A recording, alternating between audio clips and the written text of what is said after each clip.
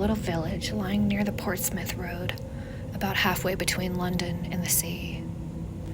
Strangers who find it by accident now and then call it a pretty, old-fashioned place. We who live in it and call it home don't find anything very pretty about it. But we should be sorry to live anywhere else. Our minds have taken the shape of the inn, and the church, and the green, I suppose. At all events, we never feel comfortable out of Fairfield. Of course, the Cockneys, with their vasty houses and noise-ridden streets, can call us rustics if they choose.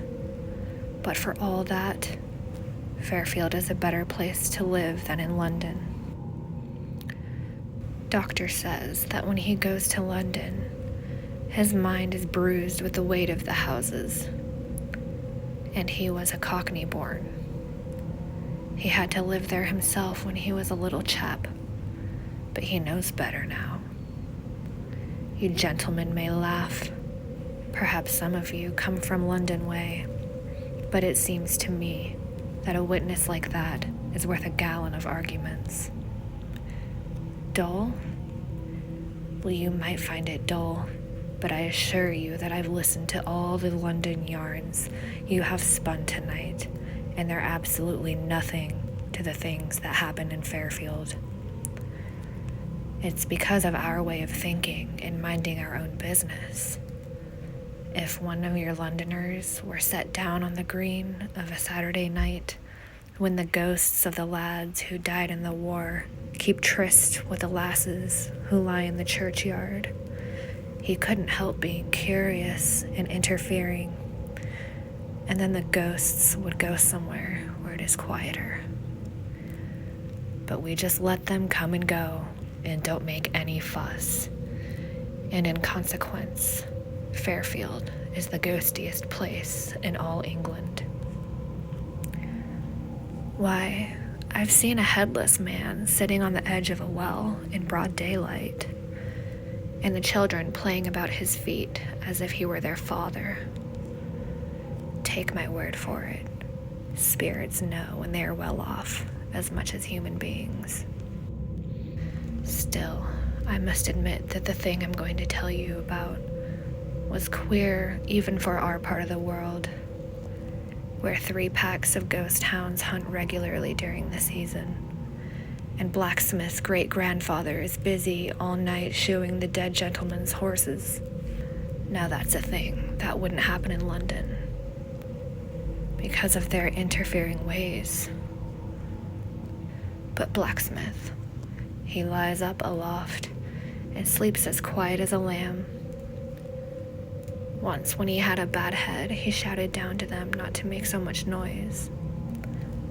And in the morning, he found an old guinea left on the anvil as an apology. He wears it on his watch chain now. But I must get on with my story. If I start telling you about the queer happenings at Fairfield, I'll never stop. It all came from the great storm in the spring of '97. The year that we had 2 great storms. This was the first one, and I remember it very well because I found in the morning that it had lifted the thatch of my pigsty into the window's garden as clean as a boy's kite. When I looked over the hedge, Widow, Tom Lampart's widow that was prodding for her nasturtiums with a daisy grubber. After I had watched her for a little, I went down to the Fox and Grapes to tell landlord what she had said to me. Landlord, he laughed, being a married man and at ease with the sex. Come to that, he said. The tempest has blown something into my field. A kind of ship, I think it would be. I was surprised at that until he explained that it was only a ghost ship. It would do no hurt to the turnips. We argued that it had been blown up from the sea at Portsmouth. And then we talked of something else. There were 2 slates down at the parsonage, in a big tree in Lumley's meadow. It was a rare storm. I reckon the wind had blown our ghosts all over England, with foundered horses and as footsore as possible, and they were so glad to get back to Fairfield that some of them walked up the street crying like little children. Squire said that his great-grandfather's great-grandfather hadn't looked so dead beat since the Battle of Naseby, and he's an educated man. What with one thing and another, I should think it was a week before we got straight again. And then one afternoon, I met Landlord on the green, and he had a worried face. "I wish you'd come have a look at the ship in my field," he said to me. "It seems to me it's been leaning real hard on the turnips. I can't bear thinking what the missus will say when she sees it." I walked down the lane with him, and sure enough, there was a ship in the middle of his field.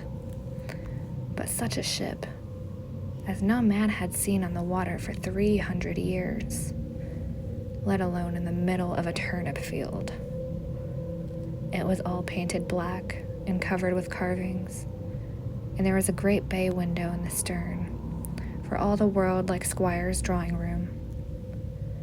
There was a crowd of little black cannon on deck and looking out of her portholes, and she was anchored at each end to the hard ground.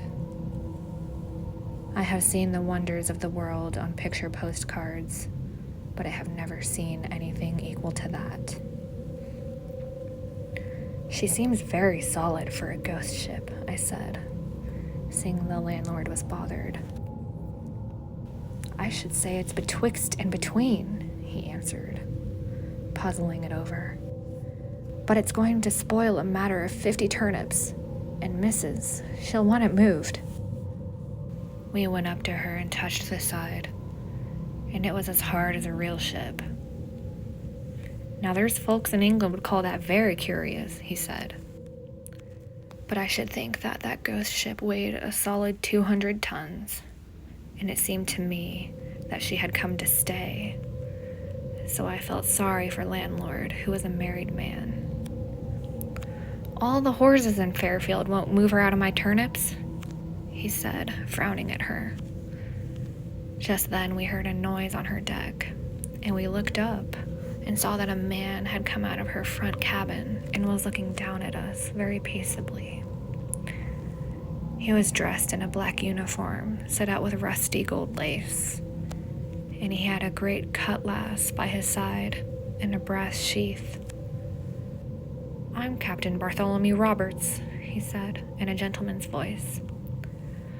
"Put in for recruits. I seem to have brought her rather far up the harbor."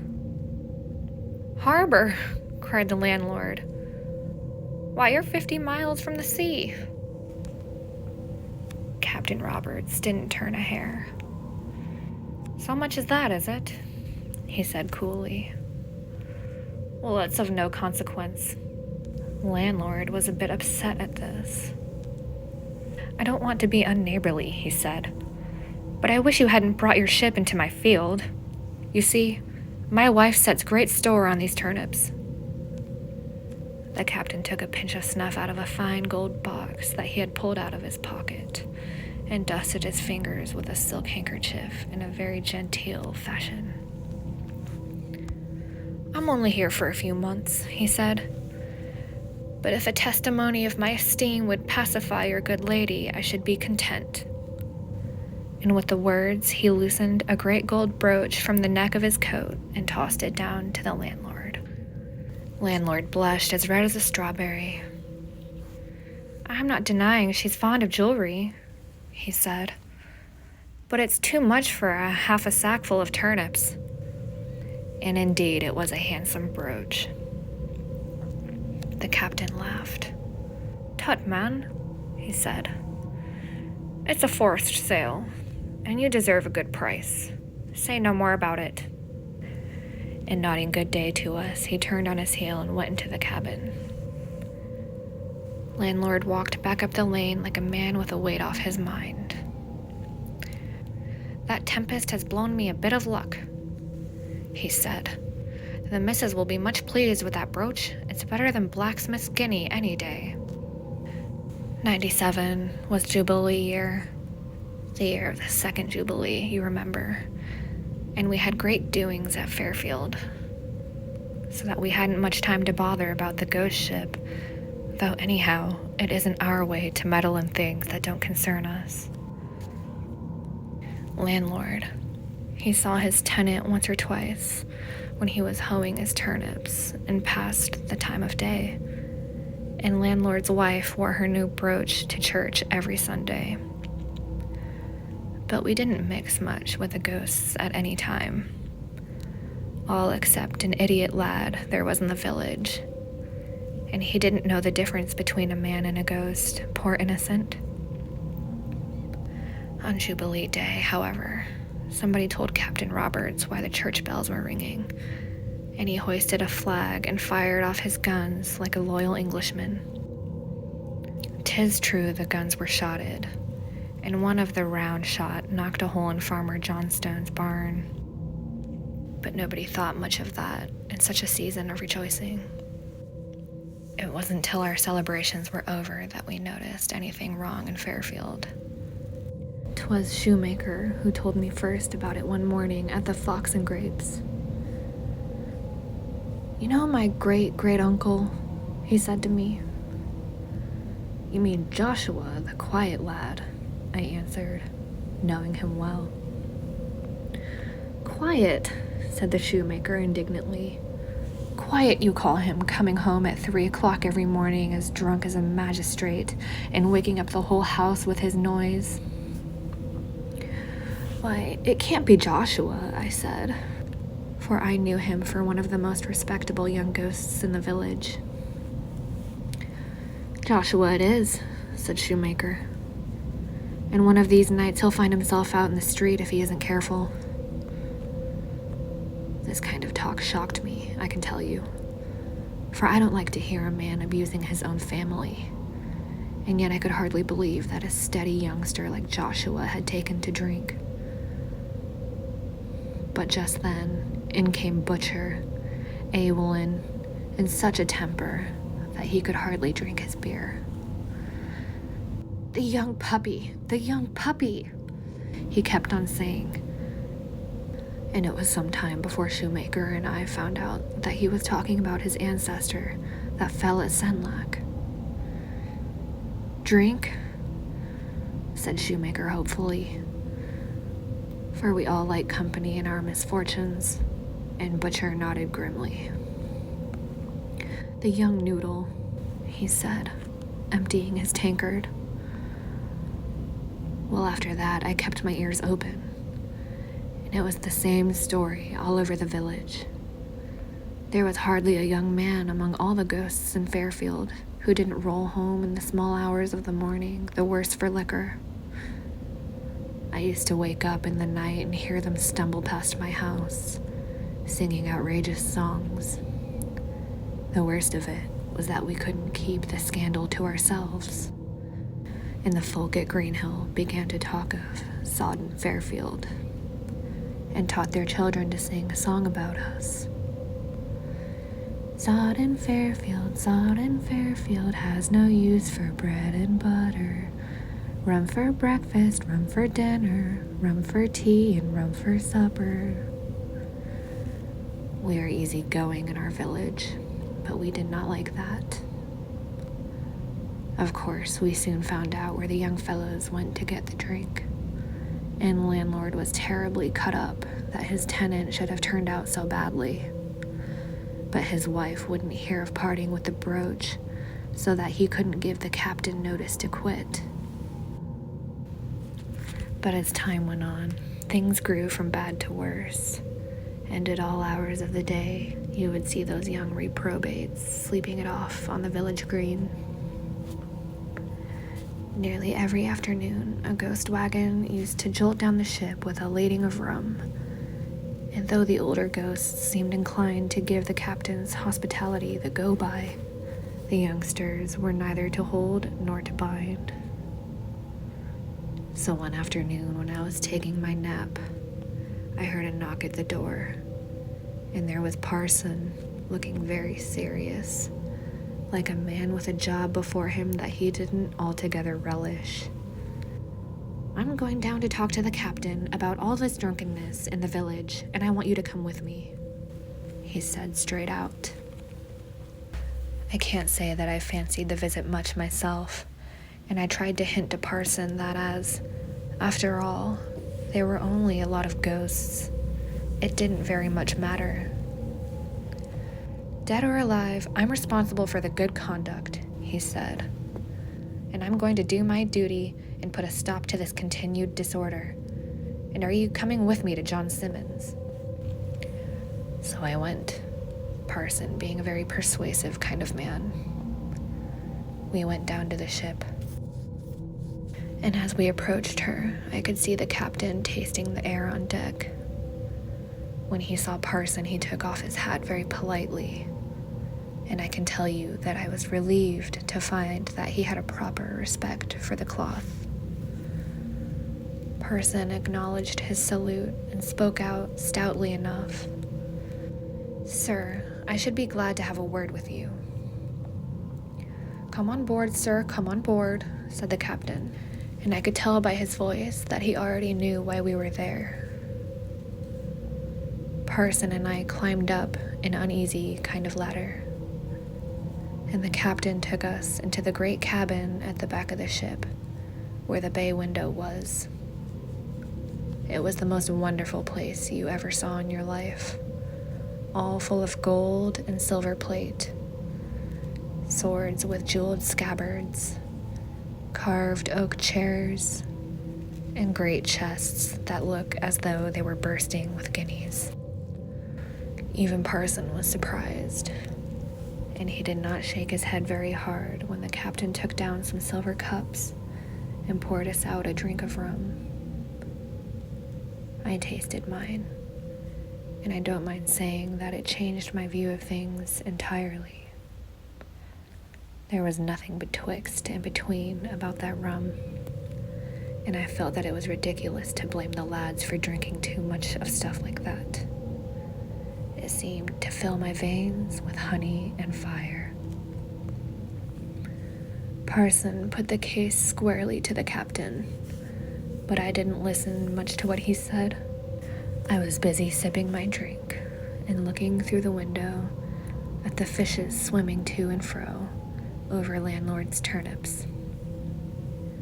Just then, it seemed the most natural thing in the world that they should be there. Though afterwards, of course, I could see that that proved it was a ghost ship. But even then, I thought it was queer when I saw a drowned sailor float by in the thin air with his hair and beard all full of bubbles. It was the first time I had seen anything quite like that at Fairfield. All the time I was regarding the wonders of the deep, Parson was telling Captain Roberts how there was no peace or rest in the village, owing to the curse of drunkenness, and what a bad example the youngsters were setting to the older ghosts. The captain listened very attentively and only put in a word now and then about boys being boys and young men sowing their wild oats. But when Parson had finished his speech, he filled up our silver cups and said to Parson with a flourish, "I should be very sorry to cause trouble anywhere that I have been made welcome, and you'll be glad to hear that I put to sea tomorrow night. And now you must drink me a prosperous voyage." So we all stood up and drank the toast with honor, and that noble rum was like hot oil in my veins. After that, Captain showed us some of the curiosities he had brought back from foreign parts, and we were greatly amazed, though afterwards I couldn't clearly remember what they were. And then I found myself walking across the turnips with Parson, and I was telling him the glories of the deep that I had seen through the window of the ship. He turned on me severely. "If I were you, John Simmons," he said, "I should go straight home to bed." He has a way of putting things that wouldn't occur to an ordinary man. Has Parson, and I did as he told me. Well, next day it came on to blow, and it blew harder and harder, till about 8 o'clock at night, I heard a noise and looked out into the garden. I dare say you won't believe me. It seems a bit tall even to me, but the wind had lifted the thatch off my pigsty into the widow's garden a second time. I thought I wouldn't wait to hear what the widow had to say about it, so I went across the green to the Fox and Grapes, and the wind was so strong that I danced along on tiptoe like a girl at the fair. When I got to the inn, landlord had to help me shut the door. It seemed as though a dozen goats were pushing against it to come in out of the storm. "It's a powerful tempest," he said, drawing the beer. "I heard there's a chimney down at Dickory End." "It's a funny thing how these sailors know about the weather," I answered. "When Captain said he was going tonight, I was thinking it would be a capful of wind to carry the ship back out to sea, but now here's more than a capful." "Ah, yes," said the landlord. "It's tonight he goes true enough. And mind you, though he treated me handsome over the rent, I'm not sure it's a loss to the village. I don't hold on with gentries who fetch their drink from London instead of helping local traders to get their living." "But you haven't got any rum like his," I said, to draw him out. His neck grew red above his collar, and I was afraid I'd gone too far. But after a while, he got his breath with a grunt. "John Simmons," he said, "if you've come down here this windy night to talk a lot of fool's talk, you've wasted a journey." Well, of course, then I had to smooth him down with praising his rum, and heaven forgive me for swearing it was better than Captain's. For the like of that rum, no living lips have tasted, save mine and Parson's. But somehow or other, I brought landlord around, and presently we must have a glass of his best to prove its quality. "Beat that if you can," he cried, and we both raised our glasses to our mouths, only to stop halfway and look at each other in amaze. For the wind that had been howling outside like an outrageous dog had all of a sudden turned as melodious as the carol boys of a Christmas Eve. "Surely that's not my Martha," whispered landlord, Martha being his great aunt that lived in the loft overhead. We went to the door, and the wind burst it open so that the handle was driven clean into the plaster of the wall. But we didn't think about that at the time, for over our heads, sailing very comfortably through the windy stars, was the ship that had passed the summer in landlord's field. Her portholes and her bay window were blazing with lights, and there was a noise of singing and fiddling on her decks. "He's gone," shouted landlord above the storm. "And he's taken half of the village with him." I could only nod in answer, not having lungs like bellows of leather. In the morning, we were able to measure the strength of the storm, and over and above my pigsty there was damage enough wrought in the village to keep us busy. True it is that the children had to break down no branches for the firing that autumn, since the wind had strewn the woods with more than they could carry away. Many of our ghosts were scattered abroad, but this time very few came back, all the young men having sailed with Captain, and not only ghosts, for a poor half-witted lad was missing, and we reckoned that he had stowed himself away, or perhaps shipped as a cabin boy, not knowing any better. What with the lamentations of the ghost girls and the grumbling of families who had lost an ancestor, the village was upset for a while. And the funny thing was that it was the folk who had complained most of the carryings on of the youngsters who made the most noise now that they were gone. I hadn't any sympathy with shoemaker or butcher, who ran about saying how much they missed their lads, but it made me grieve to hear the poor bereaved girls calling their lovers by name on the village green at nightfall. It didn't seem fair to me that they should have lost their men a second time, after giving up life in order to join them, as like as not. Still, not even a spirit can be sorry forever, and after a few months, we made up our mind that the folk who had sailed in the ship were never coming back, and we didn't talk about it anymore.